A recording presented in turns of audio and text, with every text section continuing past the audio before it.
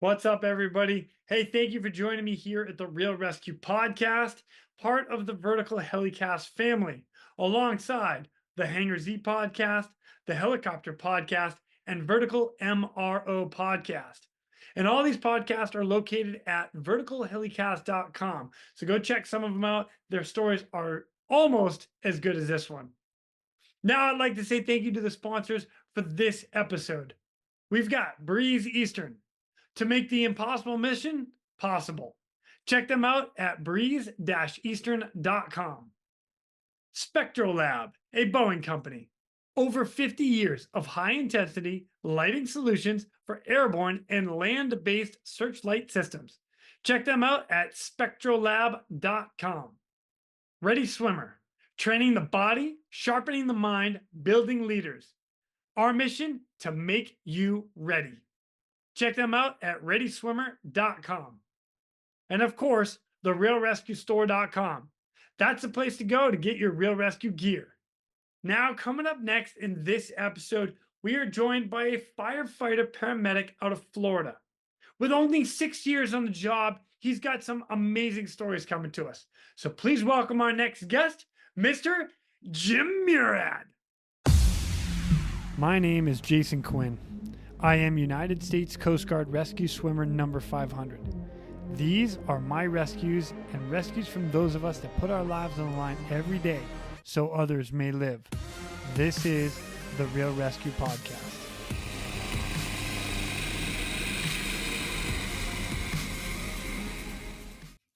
Ladies and gentlemen, welcome back to the Real ResQ Podcast. Today, I've got a firefighter paramedic coming to us from South Florida. That's right. He's got some stories to tell, and I'm psyched to have him on here. Ladies and gentlemen, Mr. James Murad. What's up, dude? How you doing? Man, I am fantastic. Thank you so much for joining me, man. This is going to be fun. Yeah, absolutely. It's good to meet you. Yeah, you too. So it's kind of funny how you and I met all through email. This is actually the first time you and I have had a literal conversation. So yeah, that's kind of fun. But you earned yourself a Puro Award or PuroClean Award. As a matter of fact, let me just, I'm going to read it because it's pretty cool, but it's literally the PuroClean Superhero Award, right? That's right. Yeah. Yeah. So did you know you were going to get put in for this? I didn't know this award existed before I got it, to be honest with you. I had no idea. I got a call from my fire chief that I was getting an interview from a representative from PuroClean for an award. And I thought that this award was specific for my location of or the franchise that's in our city for the PuroClean, but I guess I had already received my local one, but they were interviewing me for the national one. And I had no idea I was even getting the national one until they came to the station to give me the award. Dude, I love it, man. I love it.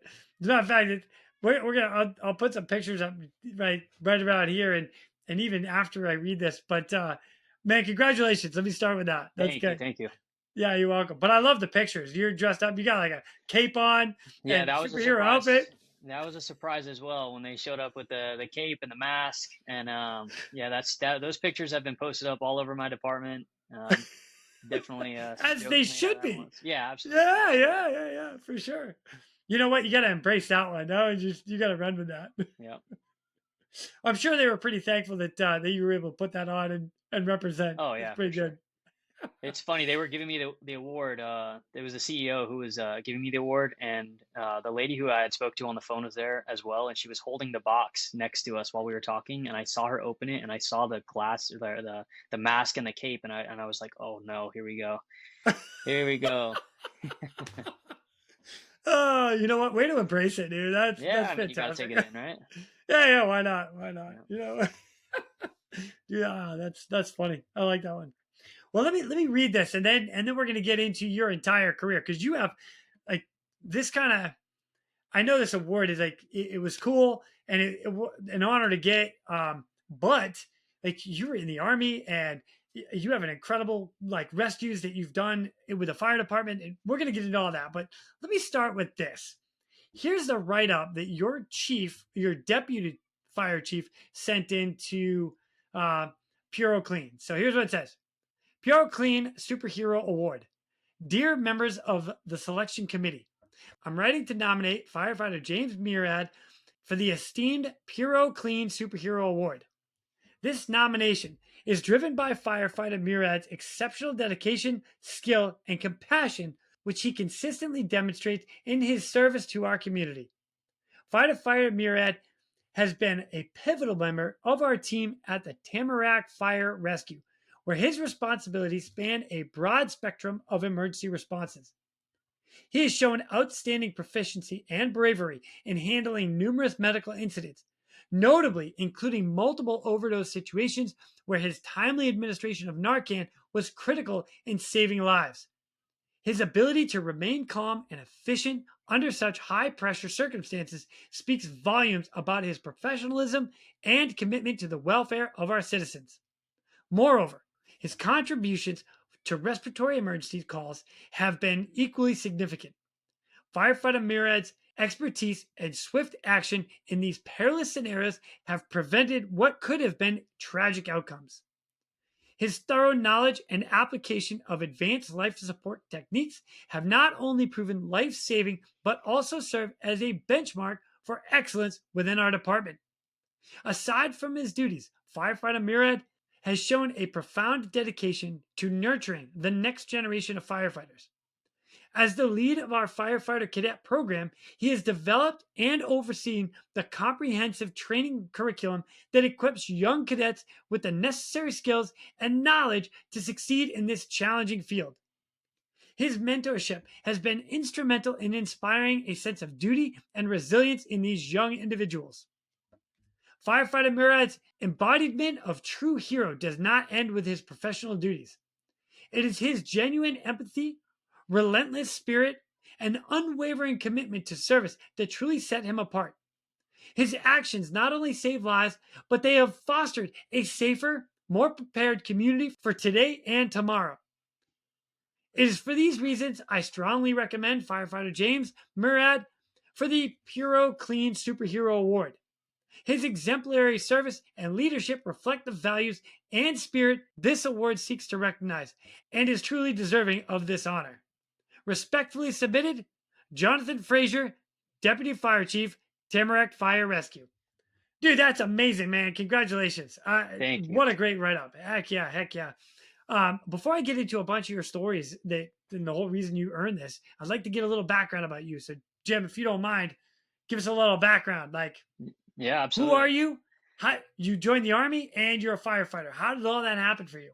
So it kind of all started in high school for me. I joined the police explorer program, which is basically like a program for high school aged boys and girls to go. It's basically almost like an internship. You show up, you train with the police officers, you go on ride times with them. We did competitions both locally, state level, the national level. And I did that program for 4 years. But it was in that program where I met a couple of guys who we were all going into our freshman year of high school, and they were big. They were like getting ready to go into ROTC. And I was like, oh, you know what? Like, these are buddies of mine. We have some similar stuff. Like, I'll try out the ROTC program with them. And then I only took a year of ROTC to where I knew I was like, oh, wait, I have to join the Army before I ever become a police officer.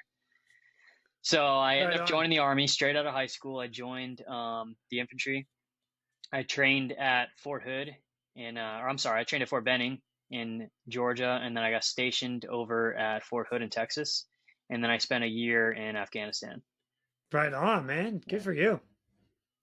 And then it's kind of interesting how I went from like police to fire. Well, when I got out of the Army, like I really wasn't sure that I wanted to get back into like any type of government work. I kind of wanted a relaxed, easygoing job.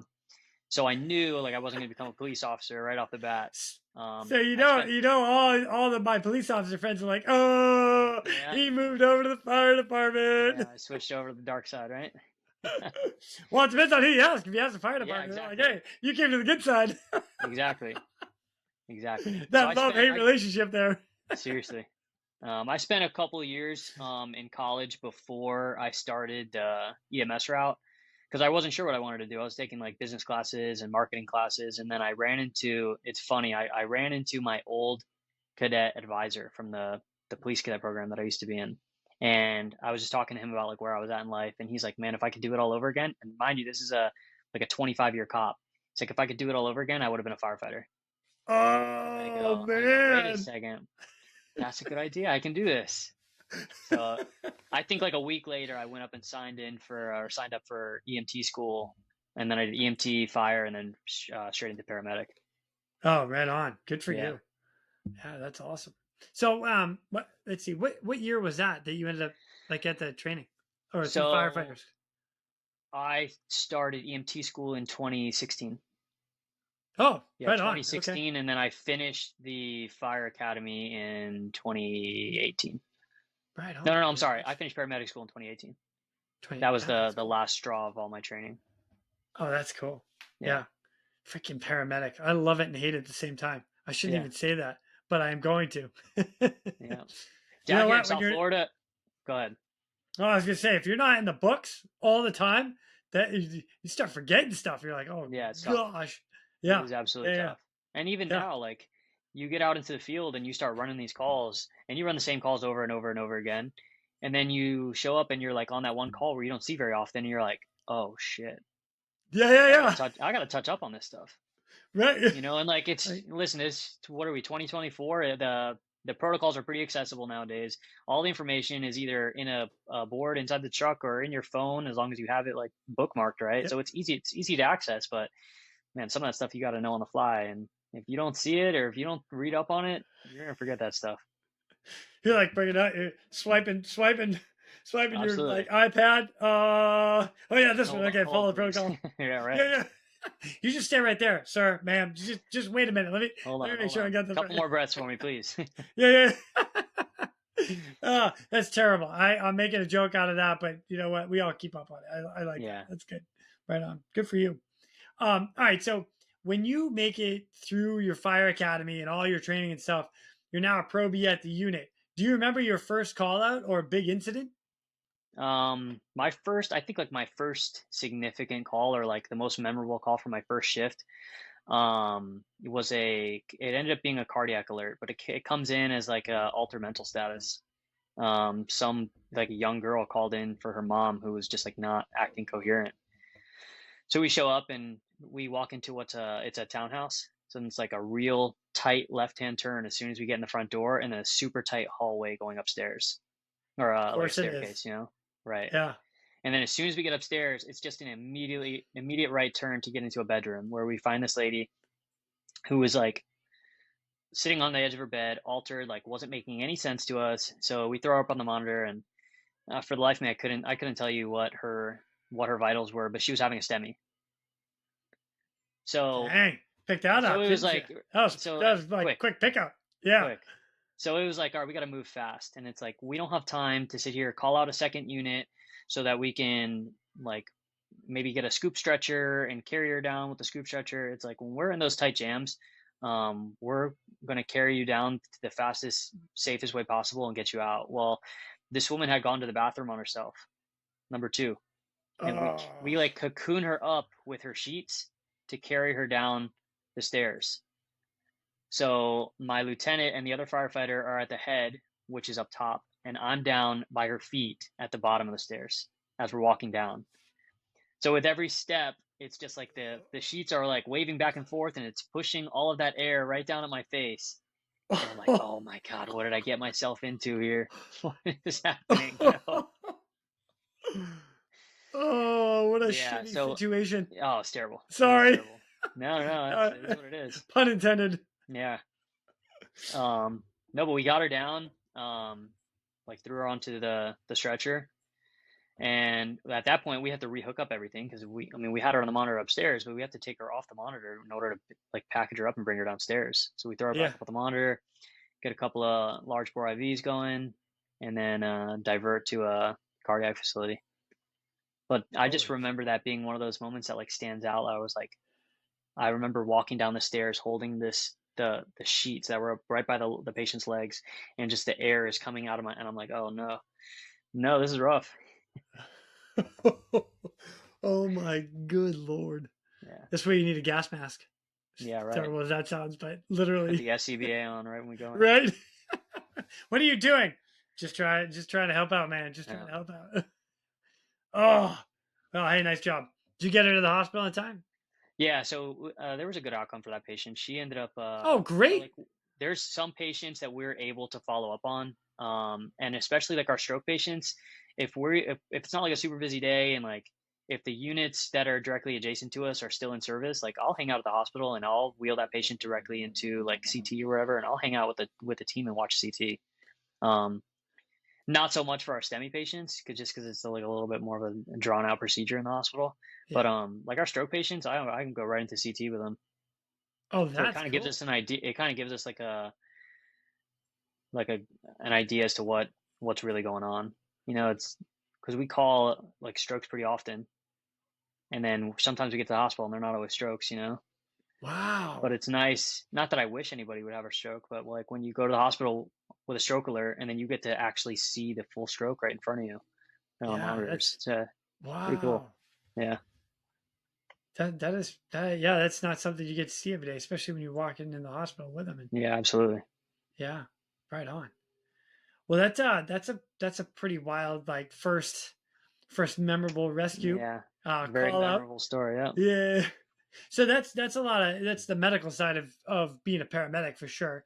Yeah. Diagnosing the STEMI and whatnot and what we do. hmm Do you by chance remember your first trauma? My first trauma. So I ran a pretty crazy trauma, like a trauma code. It was pretty A early trauma into code. the Oh, trauma you're code. doing. Oh my gosh! So you're doing CPR in the trauma from the trauma? Yeah. Right. Oh, Right. game on! Holy cow! So it was a call. It was actually my last shift getting precepted to act as a supervisor on the rescue. Um, so I'm supposed to be like hanging back with the tablet, like getting my notes and instructing my rescue where to go. And we also had an engine on scene with us, because the person needed to be extricated out of their vehicle. But it was only like a quarter mile south of the station. So we get this call and we show up, and there's somebody who's like standing at the driver's side door, which had pretty significant damage to it. The person was trapped in just from that door. And he's like reaching in. He's like, I don't think I have a pulse. And I'm just like, oh no. So I show up and I look inside, and it looks like she's actively breathing. Couldn't feel any pulses. So my engine crew cut her out of the car like in probably under a minute. It was like wildly impressive with how fast we got her out of that car. Wow. So threw her on a backboard, slid her right onto the stretcher, and then she was in PEA pretty much the whole time we were with her. So, Which and would I be tell, pulseless electrical activity for those that are yes. not medics. I gotta help out a little bit. Oh, sorry, I forget No, the quick jargon, right? you're good, man. Acronyms, I love them. Yeah, But just for those that don't know, yeah, yeah, pulseless absolutely. electrical activity. That means there's no pulse, but there's like electric running around the heart. How's Right, that? right, That's right. pretty good. No mechanical capture, but electrical capture is going on. Nice, There nice. we go. Thanks, Jim. Yeah, yeah, yeah. So, so we throw her on the in the back of the truck, right, and we start working her up as a trauma code. We have CPR going. We're getting our IVs, hooking her up to the monitor, and just like, and I tell this story all the time because I've taught a little bit before too, and I teach a story and I go, okay, so for our significant traumas, what do we do with all these patients? We expose them, right? So all Yeah. right, everybody, we have this female patient, right? She's wearing jeans and a t-shirt, right? Okay, I go like this. Are we going to cut her shirt off? Yeah, absolutely, right? Because we're doing CPR. So we cut this Yep. patient's shirt off. Like, okay, we're going to cut her bra off. And this is where you get all the not sure if they want to cut her bra off. I go, no, no, no, we're going to cut her bra off because it's going to get in the way of our CPR device. We use Lucas. You guys use Oh, the Lucas nice. CPR device? So I have. I know it well. For those that don't know it, it wraps full around the chest, and then it just pumps in the center of the chest for you. Yep. All mechanical. Yeah, and it has Beautiful, like beautiful almost like a equipment. suction cup that sits right in the middle of the chest. Yeah. So we have to put the Lucas on our patient, and regardless what kind of CPR you're doing, you need to fully expose, right? So we're going to cut the bra off. And then I go, okay, are we going to cut her pants off? And that's where like a lot of people are like, no, why do we need to cut her pants off? I go, well, we're going to cut her pants off because we need to see any significant trauma from the waistline and below, right? We need to see that the hips are stable and intact. I'm looking for deformities in her thighs and down all the way down to her feet, right? So we cut her jeans off. And now I have this patient who's just in her underwear with the CPR device going, a couple of IVs. And I go, all right, who's cutting her underwear off? And no one's like, no, there's no reason to cut her underwear off. No reason at all. And I'm like, okay, well, in this specific patient, I check the hips real quick. I mean, this is, you know how fast this all happens. Oh yeah. I check the hips real quick, stable and intact. I throw a towel over my patient's waistline to keep her decent, and we move along. I never cut her underwear off. No problem, right? Right. We bilaterally needle chest decompression, decompress this lady. So we get to the hospital, and I'm not sure the way it is in other parts of the country, but like when we show up to the trauma bay here, there's like 20 people in this trauma bay, and it goes dead quiet, right? So here we are, we roll in, and as soon as they see us, nobody's talking anymore. And here I am, I walk in like I'm Billy Badass with my tablet, and I go, all right, we have this patient, we did X, Y, and Z, and here's what, if this is the rhythm she's been in the whole time, and here's our interventions, and I hand the patient off. I go out to the nurse's station, and I'm sitting there typing my report while my crew is cleaning up the stretcher, and one of the nurses comes out and she goes, hey, you're a trauma code patient. That wasn't a female.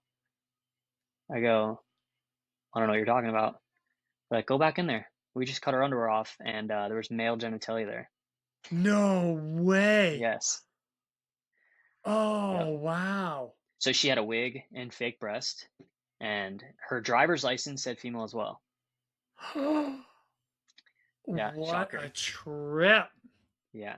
And like, which to most people, it's like, all right, well, what difference does it make? You're doing all the same interventions. Well, when I call the hospital and I tell them I'm en route with a trauma code that's a female patient, they're prepping a different type of whole blood that they're giving to this patient than they're going to give to the male patient. I guess because of the RH factor in females.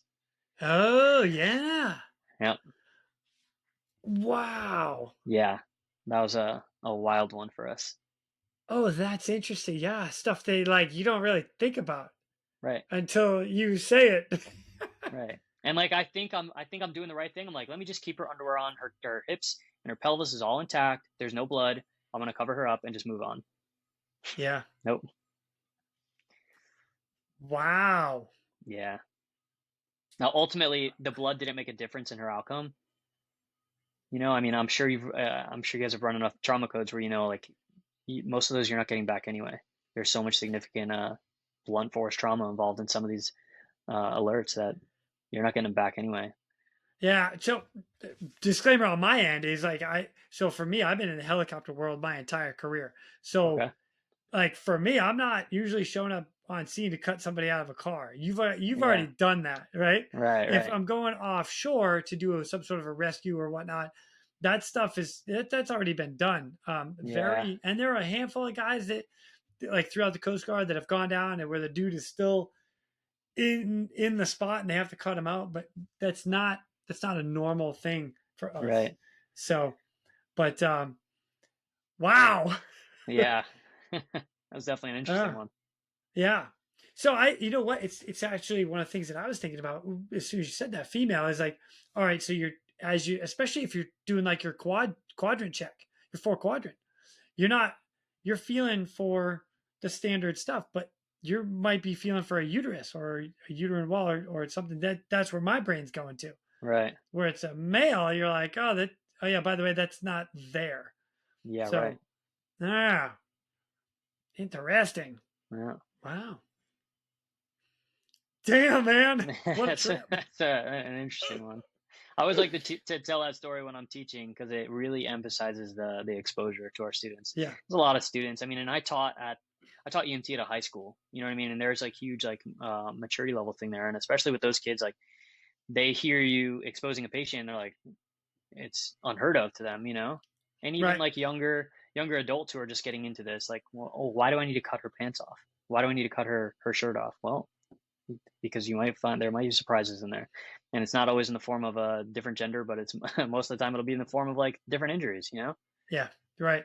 All of a sudden you see like a bruising spot somewhere that would have been covered up by the bra, right? Or by the shirt, or by the underwear. Right. I would actually. So I used to teach CPR as well for American Heart, and one of the things that I was always say is like expose the chest when you start CPR, expose the chest, but you're exposing it to see if maybe there's medical patches, maybe they have a whole bunch of fentanyl patches all over that you don't see. If you don't expose it, you're never going to know. They're going to die of an overdose. Yeah, because they pumping a ton of meds into their body, and you got to peel all those suckers off. So, yeah, no, you and I are on the exact same page with that. Yeah, absolutely. But yeah, there's not something I still would have thought of. I'm still like going through my brain with that one, like, oh my god, Like, whoa, what? Yeah, that was a crazy surprise. That was a hard one to have to come back to the station and tell the rest of the crew, like, hey, by the way, that was not a female in that car. Huh? I'll actually throw one more thing out there because you mentioned a little bit like cover up to keep the patient decent. It's like once you cut everything away, we have towels in the ambulance, we have blankets in the rig. Like throw a blanket over the genitalia or an Right. area where they would want to be covered, and you can cover it, but you've done a full assessment, and then you can Yeah, follow up. absolutely. So Yeah. yeah, dude, I dig that. Jim, that's hilarious. It's a bit of a ridiculous story. Oh, it's But that, funny. I mean, that's the type of story, like that's a career story. You know what I mean? Like that story's gonna be told for a long time. Yeah. Well, it's a great lesson learned too. Yeah, absolutely. It's not something I actually would have thought of had you not mentioned it. So Right. like, I think I would have been on board with you guys right off the get go. Like, no, the hips are stable. There's no blunt trauma. There's no reason to look. Right. Well, so there is. Check. Yeah. Got that. Dang, man. Right on. Well, hey, thanks for sharing that, man. And the Yeah, lessons learned. absolutely. That's good stuff, man. We're going to divert real quick to thank our sponsors. Breeze Eastern. For over 80 years, Breeze Eastern has designed and manufactured battle-proven aerial rescue hoists, winches, and cargo hooks. Each product is carefully crafted to support demanding mission scenarios, ensuring the job gets done safely and efficiently. Visit them today at www.breeze-eastern.com. So you have quite a few other responses that you've done, speaking of trauma, and that's like you've got a handful of motor vehicle crashes, or MCI, motor vehicle incidents, that you've Right. responded to, MCIs. There are a couple that stand out to you that you and I were talking about. One of them actually happened on the 4th of July. Now, for those that don't know, in America, the 4th of July, Independence Day for America, we celebrate. It's usually a 3 or 4 day weekend. It's such a great time. We're lighting fireworks off and stuff. And Sometimes we celebrate too hard. yes, we do. Yeah, Yes, we do. absolutely. So, what happened with that one? So the 4th of July, I want to say this one was probably like 2 or 3 years ago now, maybe 3 years ago. But I was working the far west side of my city, which like the far west side of my city is all 55 and older communities. It's this neighborhood called Kings Point, or it's like a community called Kings Point of a bunch of different neighborhoods that are all 55 and older communities. That's where we get our like bread and butter EMS calls. It's like 90% of what my agency runs is EMS calls, and that's pretty consistent with South Florida. On the south side of my zone, it's all industrial stuff. We have a major road that cuts through it, but like 99% of my 90% medical calls is up in the northwest corner, and it's all medical stuff. So anyways, just a little background so you understand like where I'm coming from with this one. On the east side of my city, it's more of like lower income housing, a lot more traumas, a lot more significant traumas. We also have a strip of the turnpike there as well. So I was working the west side and just running like my regular run-of-the-mill EMS calls, and we're heading back from the hospital, and we're pulling into the station, and we hear like a accident come down in 78 zone, which is the far side on the east side. And we're listening to it, and the first unit goes arrival, and they're like, hey, we have one vehicle versus a pole, and there's 5 kids spread out on the road. Holy cow. Yeah. And this at this time it's probably like 8:30, 9 o'clock at night. So we pull into the station, and we just like hang out for a second, and we're listening, and he's like rattling off like, we're gonna need X amount of rescues in addition, we're gonna need X amount of engines for blocking and extrication.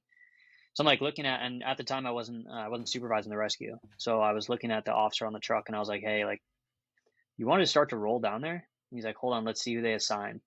So they like waiting to assign units, because down in South Florida we run like automatic aid. So just because like if it's on the east side of my city and my east side rescue is out, they're not going to send me from the west side. They're going to send somebody from another city who's closer. Oh yeah, that makes sense. So he calls for all those additional units, and it's like 2 minutes pass by, and I don't think they dispatch anybody. I'm like, dude, we're rolling, we're going. I think it's the fastest I've ever driven a rescue before in my life. And we're flying down across to get to the other side of the city. And by the time we had gotten there, we got the last patient. At first, the driver of the vehicle was a trauma code. Um, 2 kids were ejected, and I think the other two were trapped inside the vehicle. All of them level 1 traumas, like so obviously including our trauma code. So by the time we had gotten there, all the other patients had left, and we called in. Somebody had called in air rescue. We're like, all right, well, air rescue's already coming, so we'll give them our patient. And you'd think, like, for the last patient that's on scene, that it's probably your least significantly like injured patient, if you're going to follow Yeah. like the triage algorithm. Right. We get there, this patient's already backboarded. She's sitting on a monitor with an engine crew because all the other rescue crews were already gone or tied up with other patients. So we get over there, and she just has like a laceration to her leg, and she's complaining of like back pain. Like, all right, yeah, I think she was like 14 years old. Like, all right, no problem. We're gonna get her in the back of the truck. Air rescue's already coming, so we're gonna let air rescue take her. Well, I guess all these kids, they lived at a house that was only like a quarter mile away from the accident. So their families had gotten onto scene before air rescue even got onto scene, because I guess somewhere or another one of the kids called. So all of a sudden we have all these family members showing up on the scene. So we're in the back of the truck. Man. We're in the back of the truck with this girl, assessing her, like starting our IVs, getting her hooked up to the monitor, waiting for air rescue to come on.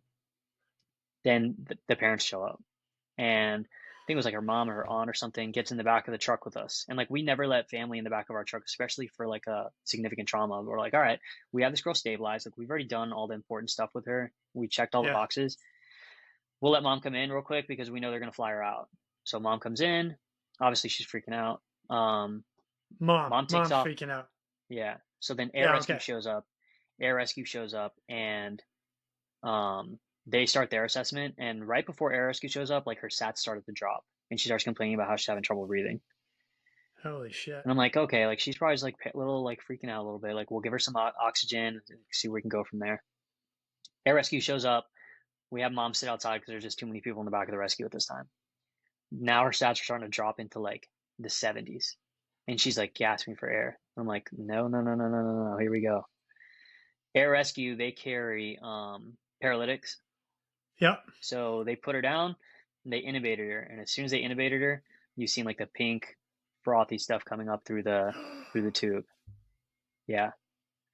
So air rescue takes her, they wheel her right out, and of course that's what mom has to see now. She last saw her kid and was completely fine.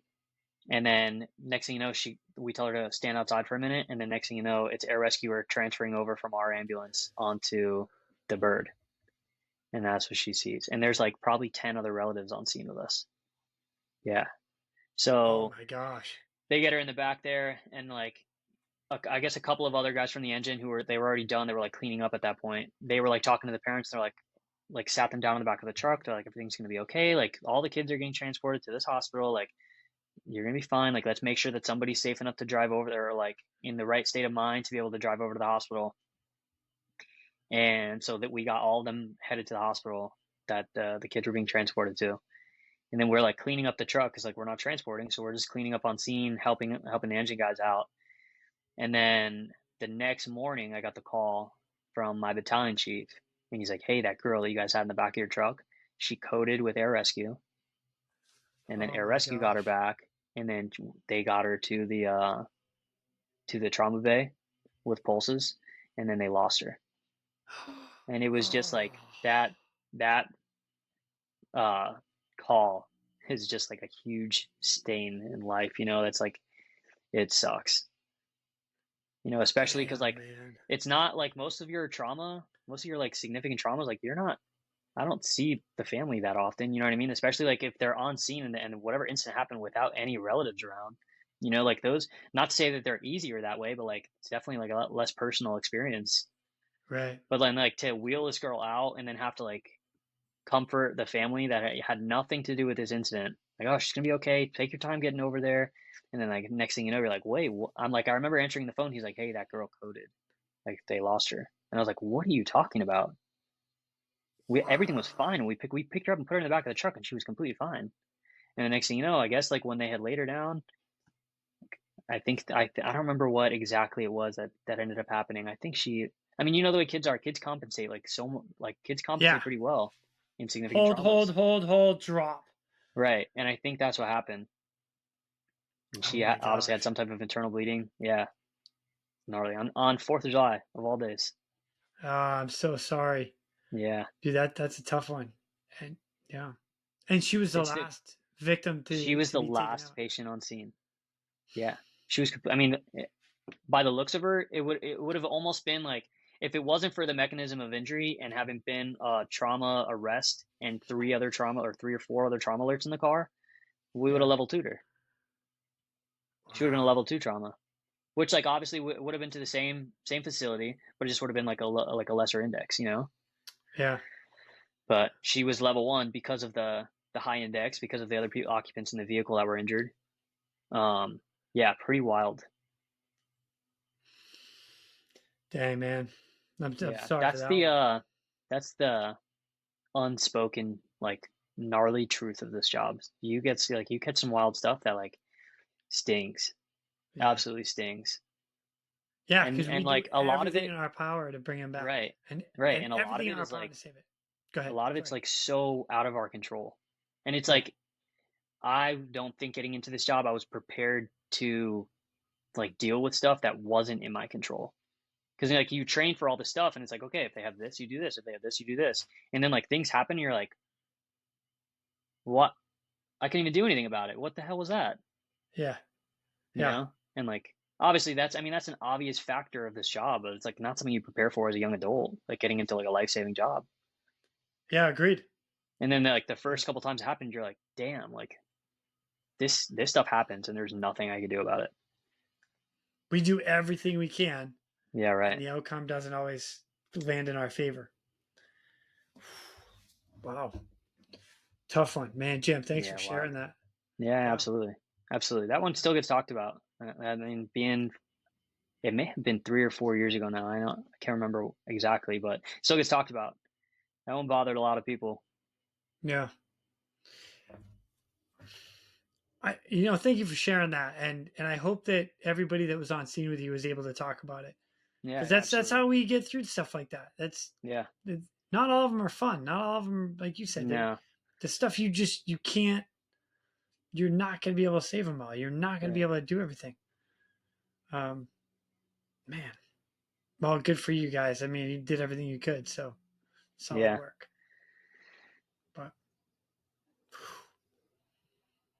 Well, I'll tell you what. Let's go to a good one. Let's go to something that you remember. That's like, oh yeah, that was a good one. Like good outcome. We'll bring it back up. Good outcomes. Good outcomes. We're gonna divert real quick to thank our sponsors. Attention, all rescue professionals and tactical athletes. Ready Swimmer and the Real ResQ have teamed up to bring you the ultimate solution in tactical athlete training. Developed by military rescue professionals, our team boasts over 60 years of combined experience. Elevate your performance both physically and mentally with our individualized programming. Contact us at ReadySwimmer.com or through TheRealResQ.com and unlock your full tactical athlete potential. The question is, are you ready? So this is another gnarly car accident I ran. This girl got into a car accident. It's like a little fender bender. It wasn't even a significant accident. She rear-ended somebody. After she rear-ended them, that car pulled over, and she pulled over in front of that car. Like she kept driving, drove around them, and then pulled over like, I don't know, a little ways up the road. So we respond to this accident as just like a MVA without injuries. So a motor vehicle accident without injuries. Yeah. So as we're like en route, it gets upgraded to vehicle versus pedestrian. And I'm like, the notes on this like are not making any sense. Well, this girl got out of her car and walked around to the front of it and put her head down to look at her bumper from where the damage was, and then her car got rear-ended. So her her own unoccupied car hit her directly in the face and punted her through the intersection. Oh. Yeah. I assume she had broken bones, her whole face was busted up. So from witnesses on scene, they said that she flew like 15 feet through the intersection, which like, I mean, it's not, I mean, we see some that are a lot worse than that, but like, that's still pretty significant, you know? 15 feet's a far away. Yeah, right. Especially when you're looking at a bumper. So you gotta have a car hit that car and hit her and send her 15 feet. Yeah. Bro, Her only holy cow. injuries, aside from like some road rash, her only injuries were facial injuries. Isn't that crazy? No kidding. Yeah. Yeah. I don't know if like, I don't know how, by the grace of God or whatever it may have been, but took her bumper directly to her face, busted her lip, broke her nose. She had a lac over her eye, and the rest of her body, like some minor road rash, but it was completely fine. No way. Yeah. So we got her in the back of the truck, and we're doing our typical trauma rundown, and she's like conscious, but like in and out of remembering what happened. She kept like asking me, and this is a younger girl. She was probably like 18 or 19 years old. She just like kept running through like, what happened? Can you tell me what happened? Where am I? Why am I here? But like conscious the whole time. Yeah. So I'm having to remind her the story.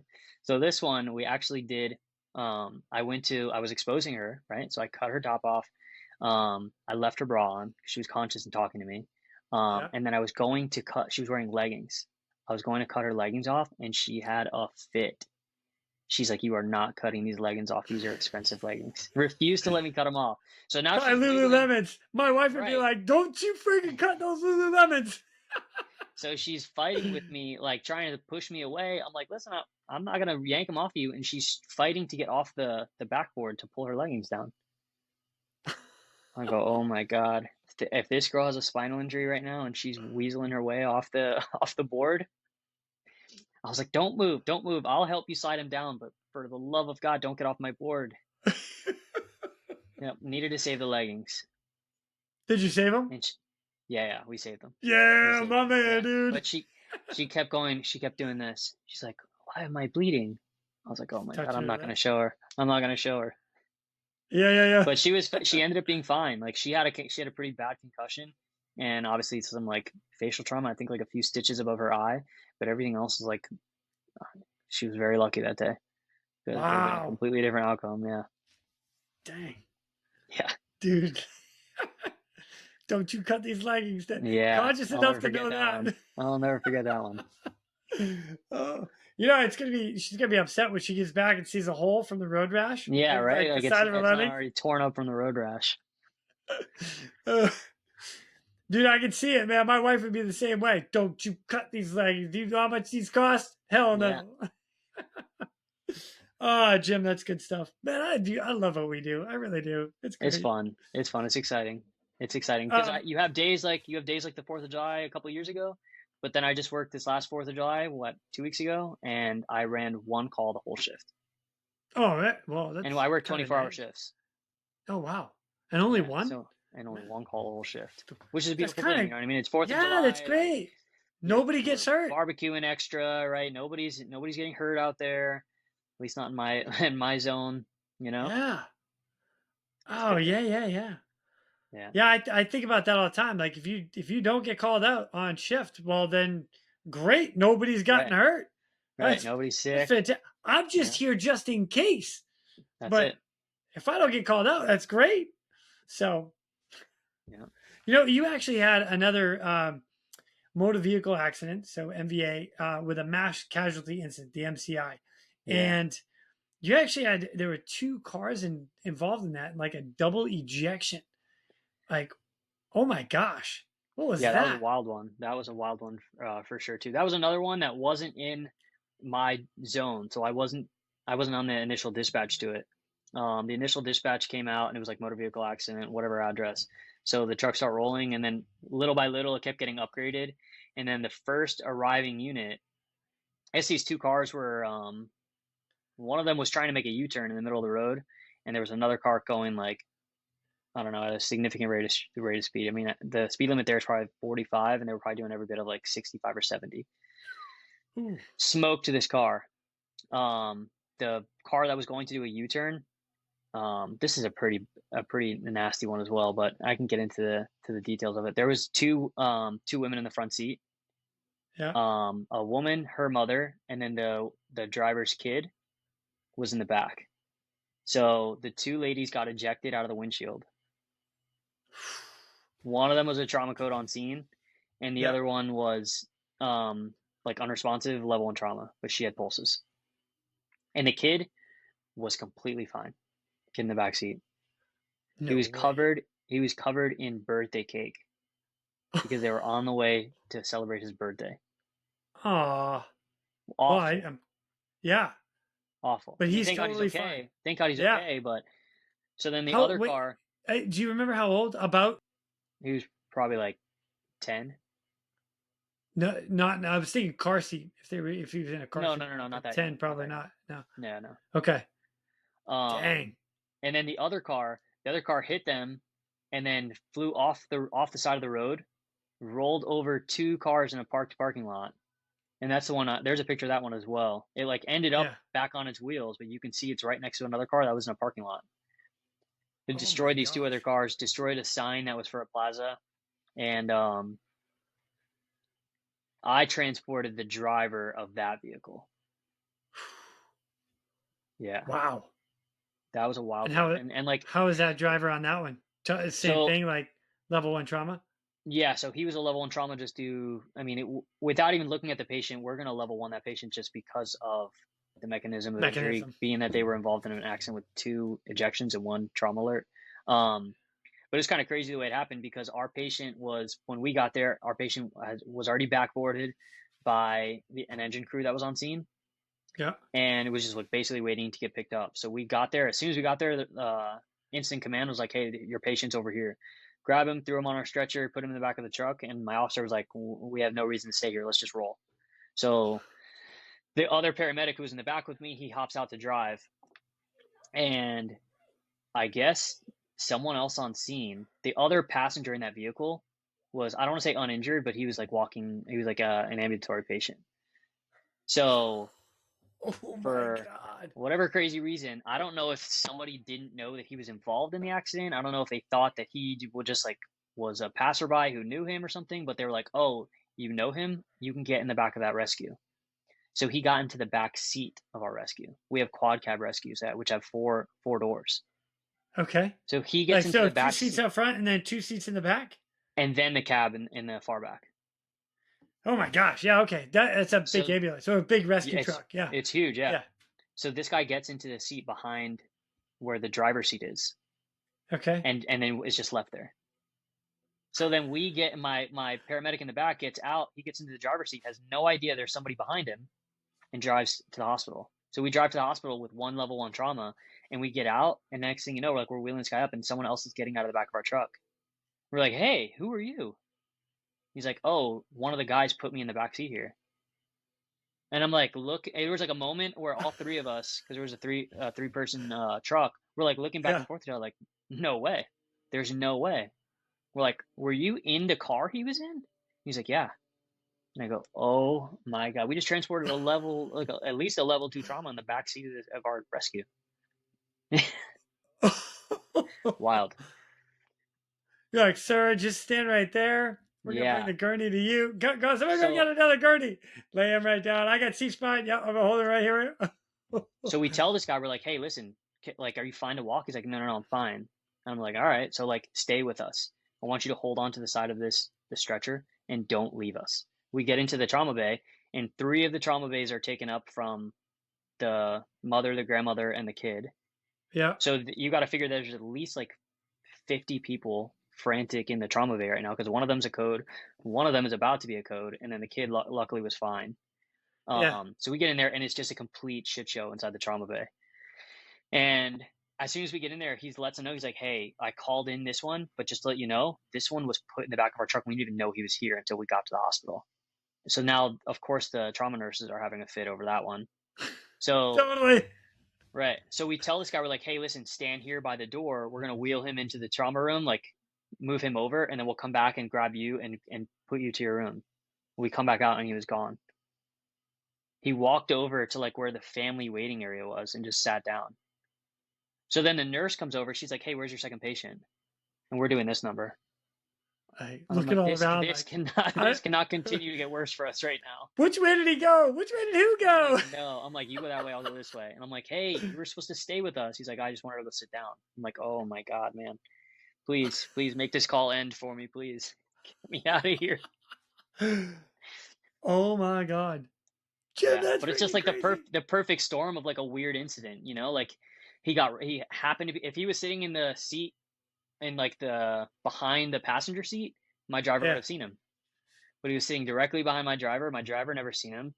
Nobody told us they were putting somebody in the back seat. I don't know if they thought that he like wasn't a patient, that he was like maybe like a passerby that knew him, because they were wearing like they both worked at the same company. So I don't know if they're like, oh, maybe they were both driving next to each other going to lunch and now he's going to the hospital. I don't know. But I was like, oh no, it's just so bad. And like, thank God it wasn't a real, like a significant patient. Yeah, I totally. feel like somebody probably would have been smart enough to not put him in the back seat of our truck if it was a significant patient, but still. You would You would think. hope. Yeah. I remember going through like even EMT basic school, and you have the first trauma MCI, and there's a one patient that's kind of walking around, and my buddy's like, he's already dead, leave him, because you know as soon as he turns his head, like, I'm dead. So, Yeah. but terrible. You don't want that be that guy. No, of course not. I just want to go sit down in the family waiting room. Oh man. What? God, us gave us a run for our money on that one. That's for sure. Oh my gosh, Jim, that's hilarious. Yeah. How'd they turn out? Do you remember? So both my patient and the one that was rode in with us, they were both fine. I think that Okay. our patient ended up having like two fractures to one of his legs, but other than that, he was all right. Yeah. Any word on the other ones? Both driver and front seat passenger of the van ended up succumbing to their injuries, and then the kid was completely fine. Yeah. Wow. It's pretty tough. wild to see some of these accidents where like one patient is completely banged up and the other patient is like walking out of the vehicle. Yeah.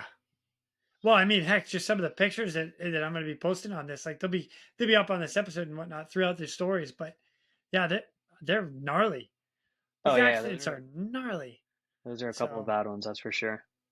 Wow. Jim, holy cow.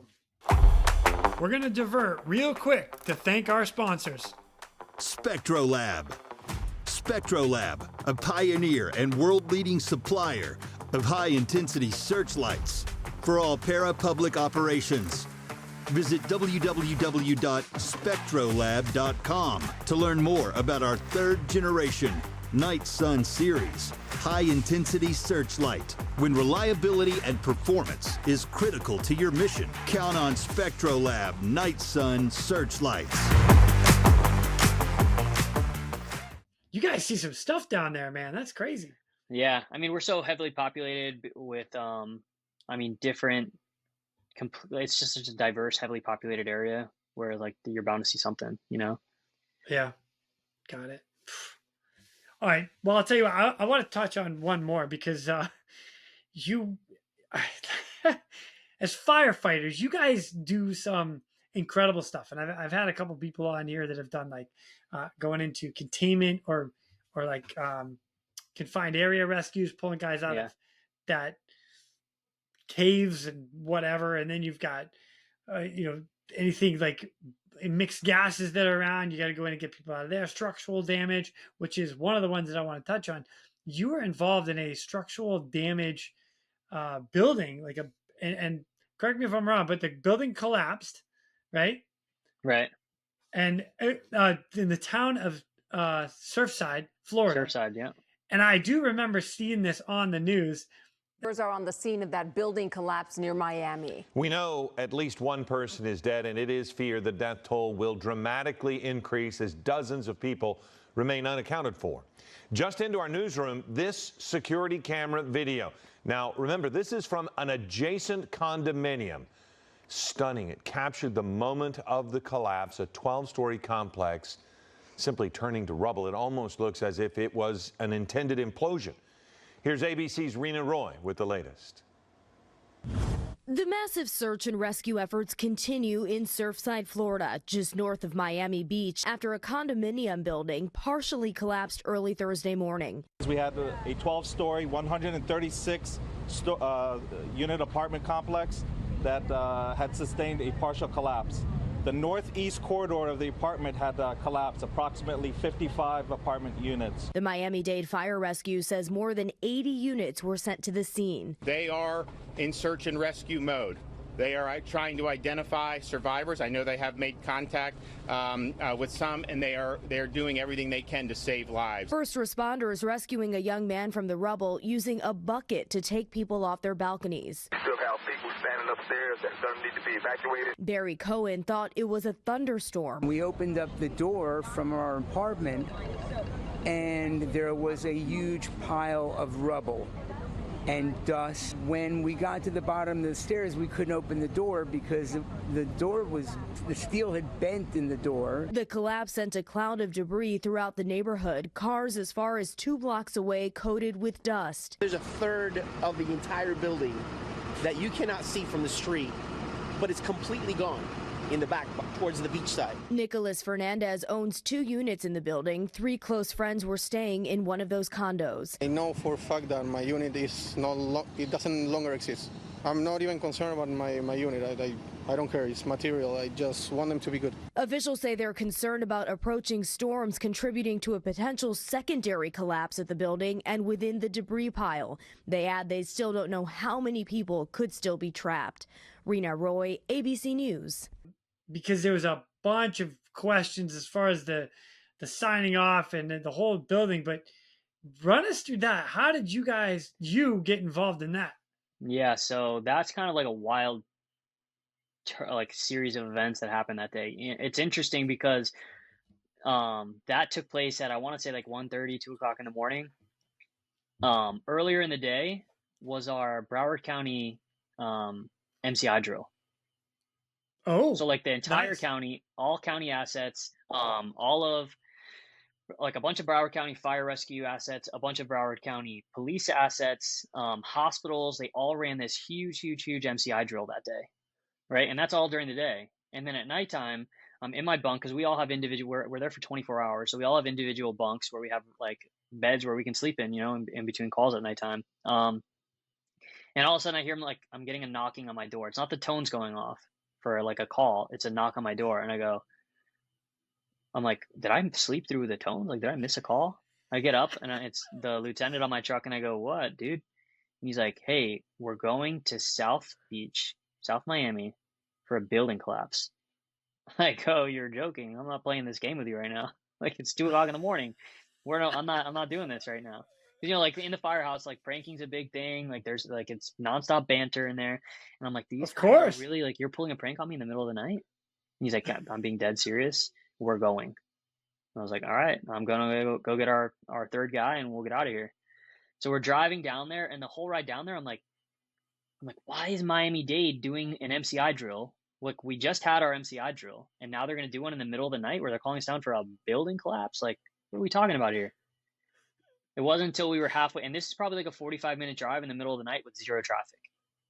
And we're seeing the only other people out on the road are other agencies like coming onto the highway and like joining us going down there. Oh, so it was probably like halfway through the ride to get down there. And like there was nothing on the news yet. There was nothing on like Twitter yet or any type of news outlet.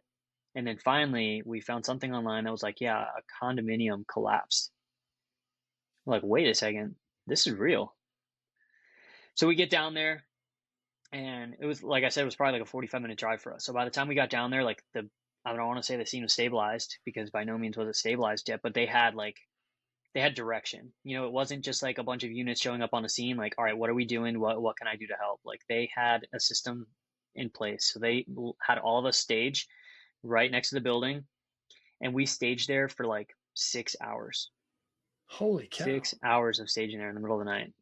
And I don't know, I'm not 100% sure what happened on the pile that night, whether they got in there. I think they pulled a couple people off the top of it, but I think that was it.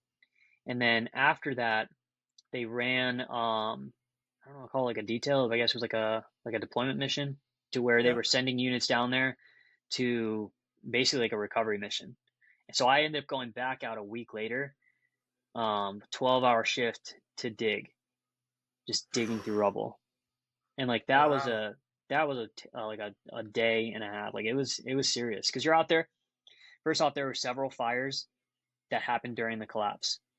So like within the 36 hours that followed the collapse, there were units just dumping water on this fire, on the building. You know what I mean? So it's unfortunate, but like anybody who was stuck in there that may have been alive in some type of like, maybe there was some like a pocket of air down there where somebody may have been, like they were getting water dumped on them because there were so many, there was probably like 4 or 5 different fires that sparked in the building, like in the collapse.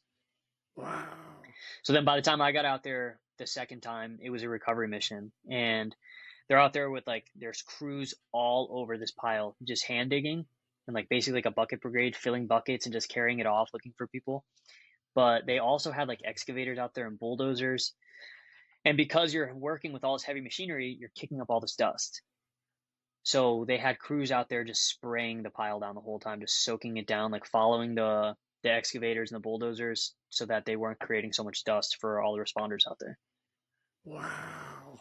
Yeah. Dang, And then man. like they called in, I want to say it was like the like Israeli search and rescue crews who were like the nicest guys ever, very, very smart. And they had some type of technology where they were getting in touch with relatives of people who were in that building and being like, okay, here are the blueprints for your loved one's apartment or their condo. It's 1:30, 2 o'clock in the morning. Where would they most likely be? And they're like, well, this person sleeps on the couch, or this person is in their bed at this time. In their bed, they're in this bedroom in their apartment, not this bedroom, not the master. They sleep in this one, or for whatever reason, you know. And it was kind of crazy to see how pinpoint they watched the collapse and they like put the two together between the collapse and the data they were getting from this blueprint software that the I want to say was the Israelis brought over, and what their families were telling them, and they were able to like pinpoint locations of where people were. Wow. That's Yeah. impressive. So they had like, yeah, it was wild. They had like, obviously they had search dogs out there to help us out, but they had crews like, hey, your group come over here and start digging in this like 10-foot square. And like, sure enough, they were pulling bodies out that way. No kidding. Yeah, it was wild. Dang. How long were you on that, on the cleanup? I spent one 12-hour shift there. Yeah, I want to say that the actual like recovery was maybe a week long, maybe a little over a week. And then we were just were cycling they just crews pulling out. guys from every station that could give time to go down? Yeah, so I guess I think they were so overwhelmed and there needed to be so many units out there that they were, I mean, it's not very often, if ever, that we're up in Broward County and giving aid to someone down in Dade County. I mean, Dade County in itself has like 4 or 5 different fire rescues, like departments, but the county of Dade has their own department that's massive. And likewise to Heck, Broward they got their County, own helicopter unit. It's awesome. Right. So for something to be significant enough that they're calling up to Broward County and getting assets, not just from Broward County, but even there was like New Jersey and Pennsylvania search and rescue teams out there. Oh wow. The Israelis were out there. It's a very it's a very Jewishly influenced community, Jewishly populated community. So Israel sent a team out there immediately. That's really cool. You know what I mean? It was an awesome thing to see so many different units come in and work together, but obviously awful. Yeah. Jeez, oh man. Yeah. Damn. Dude, how long have you been a fireman? How many years have So you been I'm doing this? coming up. I haven't been doing this too long. I'm coming up on 6 years. 6 years, and you have everything we just talked about in 6 years. 6 years, yeah. Bro. Yeah. We're gonna have to keep in touch because I know that we're gonna have to get more. We're gonna get more later. This is gonna be great. The stories keep coming. Man. It's funny because like when I got hired with 10 other people or 9 other people, there were 10 of us, and all throughout probation, you know, like you're all fired up with all these little stories when you're still in probation, and like you're the new guy and you haven't done all this yet. And we had a running group chat going, and everybody knew me as the Black Cloud because I was just getting like wild calls in my first year. That's terrible, man. Yeah. Like there was like our city, especially on the west side where I primarily work, like it's not typically the area where you see a lot of shootings. And I think I ran like 4 or 5 shootings in the first like 6 months I was out there. And even the guys at the station were like, what did you do to this station? We don't run these calls on this side of the city. I don't know. We're having fun though. Trying to get a story. I was just saying. Yeah, right. I'm going to be on a podcast one day. I'm going to have to tell these stories. So bring them on. Well, I certainly appreciate it. That's good stuff. Yeah. So, Jim, this has been amazing. I've had you on for about an hour, so I won't keep you too much longer. I want to end this with this, like, an easy question. And really, it's 6 years of doing this, plus your Army time. I want you to take everything in as to what you've done to this far. And what advice would you give everybody else that's coming into this job or to do everything you've done? What would you pass to them? Man, that's tough. I would say you really got to learn to appreciate like where you're at. This job, and similar to the military, it's tough to, and I say this both in a good way and a bad way, because nobody, like, they always say, like, a position of comfort is not always a good thing in a job like this, because if you're comfortable, are you still continuing to learn? Are you still trying to grow and advance? But if you're constantly like chasing the next piece of your career, like, where does a level of satisfaction come in? You know, where do you find that level of like, okay, I am doing enough right now, you know? And you find that, I feel like I learned that in the military, where it's like you're never doing enough in the military because you're always chasing the next school or the next promotion or whatever it may be. Yep. And the competition is endless in the military. You're always trying to outdo the people next to you, you know? And then you transfer over into a career like this, and it's like, okay, there's 9 million different schools you could take. You have all these different promotions, all these different like technical teams that you could be a part of. And like, while that's all great to chase, and I think that the education part of this job should never stop, like, you do have to appreciate where you're at. You know, you can't look at your position and think like, well, yes, do I want to be an officer one day? Do I want to be on the TR team one day? Sure, that's all good stuff to look forward to, but like, you can't not be happy with where you're at now because you haven't gotten to that yet. You know, and I feel like a lot of people, like, you have the people who are super aggressive and they want to do that, and sometimes they're overloading their plate and they're not giving themselves the credit they deserve for where they're at. Right on. I like that, man. I like that. It's a tough battle. Enjoy where you're at. That's an internal, that's 100% internal battle. Yeah. Yeah. Enjoy where you're at. And my wife says it to me quite often, and I shouldn't say quite often. She says it to me from time to time. And that's like, yeah, you know, dress for the position you want, not the one you have. So if you want that position, go get it. If you're comfortable where you're at, well, be comfortable. Right. And work hard, but be the best at the job you're at. Dude, I did it. Yeah, absolutely. Right on. Jim, this has been amazing, man. Thank you so much for joining me and sharing some stories. I greatly appreciate your time. So, six more years. I'll talk to you in 6 years. There you go. You got it. I'll keep a running list of good ones for the pod. That's for sure. Yeah, right on. Dude, I appreciate it, man. And next time I get down to your neck of the woods, I'll give you a call. I'll treat you to a beer, man. We'll go out and have a drink. It'll be good. Yeah, sounds good. Cool. Very cool. All right, brother. Well, I'll catch you later, man. Appreciate it. Sounds good. Thank you. You're very welcome. And with that, ladies and gentlemen, we are out of here. Go. Now it's time for me to pull chocks and take off. But before I go, I'm always looking for the memorable rescues that people have done. If you have one that you're willing to share or know somebody who has a story, please feel free to reach out to me. I'd love to highlight it here at the Real ResQ. For everybody that is standing by for that SAR alarm, remember, those in distress are praying for a miracle. They are going to get you. So until next time, fly safe and swim hard. Thank you for joining me today here at the Real ResQ Podcast, powered by Vertical Helicast. We'd also like to say thank you to our sponsors for this episode. Breeze Eastern. For over 80 years, Breeze Eastern has designed and manufactured battle-proven aerial rescue hoists, winches, and cargo hooks. Each product is carefully crafted to support demanding mission scenarios, ensuring the job gets done safely and efficiently. Visit them today at www.breeze-eastern.com. SpectroLab. SpectroLab, a pioneer and world-leading supplier of high-intensity searchlights for all para-public operations. Visit www.spectrolab.com to learn more about our third-generation Night Sun series high-intensity searchlight. When reliability and performance is critical to your mission, count on SpectroLab Night Sun searchlights.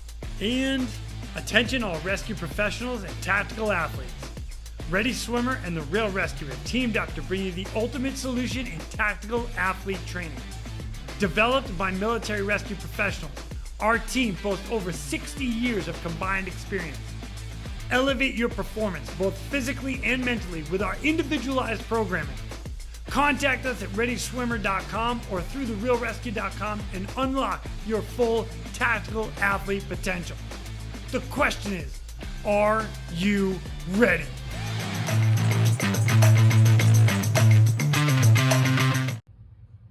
Birdblade, did you get a new haircut? Did you get a haircut? Oh, you're looking a little sporty there, buddy. It's all warm outside, so we had to get a haircut, didn't we? Looking good, big dog. Looking good.